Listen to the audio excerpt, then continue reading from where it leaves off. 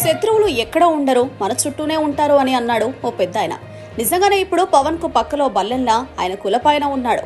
ఆయన పెద్ద కాపు హరిరామ జోగయ్య. పవన్ కళ్యాణ్ పొత్తు రాజకీయాలపై తాజాగా హరిరామ జోగయ్య రాసిన లేఖ వైరల్ అయింది. ఏపీ రాజకీయాల్లో పెను సంచలనమైంది.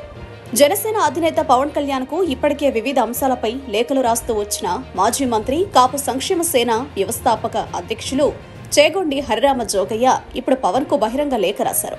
వైఎస్ఆర్ కాంగ్రెస్ పార్టీని అధికారం నుంచి దించడం అంటే చంద్రబాబును అధికారంలోకి తేవడమా అని ప్రశ్నించారు. చంద్రబాబుకు అధికారం కోసం కాపులు పవన్ కళ్యాణ్ వెంట నడవడం లేదన్న ఆయన, దామాషా ప్రకారం సీట్ల కేటాయింపు లేకపోతే రాష్ట్ర ప్రయోజనాలు ఎలా కాపాడుతారో అని ప్రశ్నించారు. వచ్చే ఎన్నికల్లో 40 నుండి 60 స్థానాల్లో జనసేన పార్టీ పోటీ చేయాలని సూచించారు. అధికారంలోకి వస్తే 2.5 ఏళ్లు పవన్ కళ్యాణ్ ముఖ్యమంత్రి అని టీడీపీ అధినేత చంద్రబాబు నాయుడు ప్రకటించాలని లేఖ ద్వారా డిమాండ్ చేశారు. జనాభా ప్రాతిపదికన సీట్ల కేటాయింపు జరగకపోతే జరిగే నష్టానికి మీరే సమాధానం చెప్పాల్సి ఉంటుందన్నారు చేగొండి హరిరామ జోగయ్య.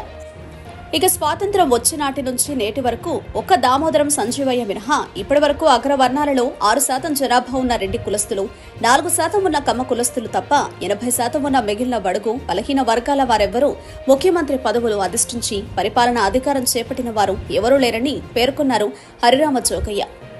ఇక ఆనాటి నుంచి 25% ఉన్న కాపు, తెలగ, బలిజ, ఒంటరి కులస్తులకు బీసీ కులస్తులుగా గుర్తింపు పదవి అందకుండా, విద్య, ఉద్యోగ, రాజకీయాలలో రిజర్వేషన్ సౌకర్యం పొందకుండా అడ్డుకుంటున్నారనేది వాస్తవం.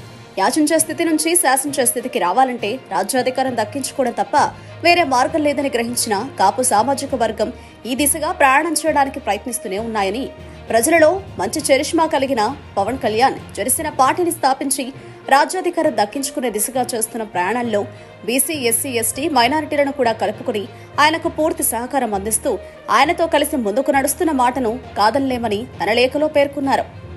మాజీ మంత్రి, కాపు సంక్షేమ సేన వ్యవస్థాపక అధ్యక్షులు చేగొండి హరిరామ జోగయ్య రాసిన పూర్తి లేఖ ఏపీ రాజకీయాల్లో పెను సంచలనమైంది. పవన్ ను ఇరుకున పెట్టే విధంగా ఉంది. దీనిపై పవన్ ఎలా స్పందిస్తాడన్నది వేచి చూడాలి.